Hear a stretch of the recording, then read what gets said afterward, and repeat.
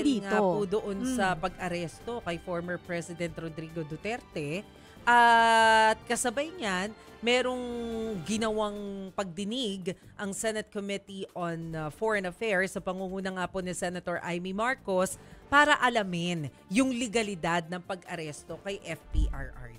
Oo, kasi ang pinaka-issue, 'di ba? Actually, yun yung defense nila ni dating Pangulong Rodrigo Duterte, 'di ba?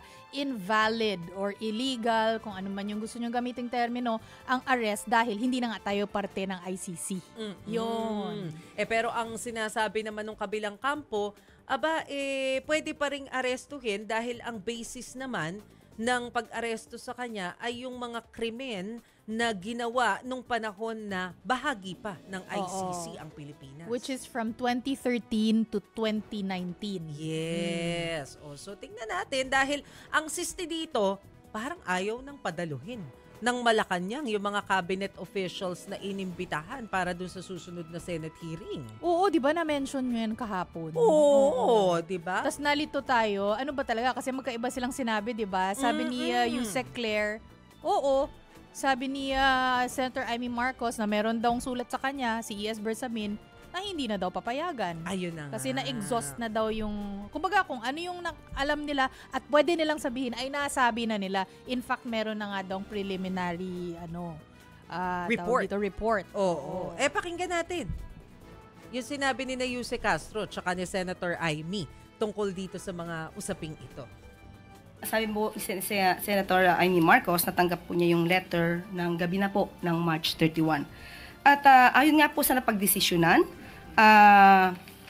alam na po ng mga cabinet members natin, ng mga cabinet officials natin, na sapat na po.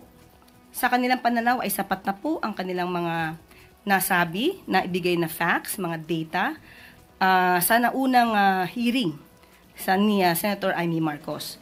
At yun po, at sa tingin po namin ay sapat na po considering the fact na nagkaroon na rin po siya ng kanyang preliminary findings.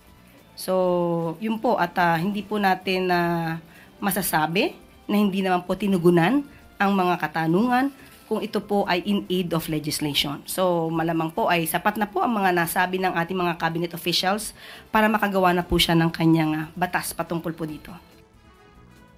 Pero may sagot din dyan si Senator Amy Marcos kasi ini-encourage niya pa rin at umaasa pa rin siya na sana mag-attend pa rin. Bukas na eh. Bukas na.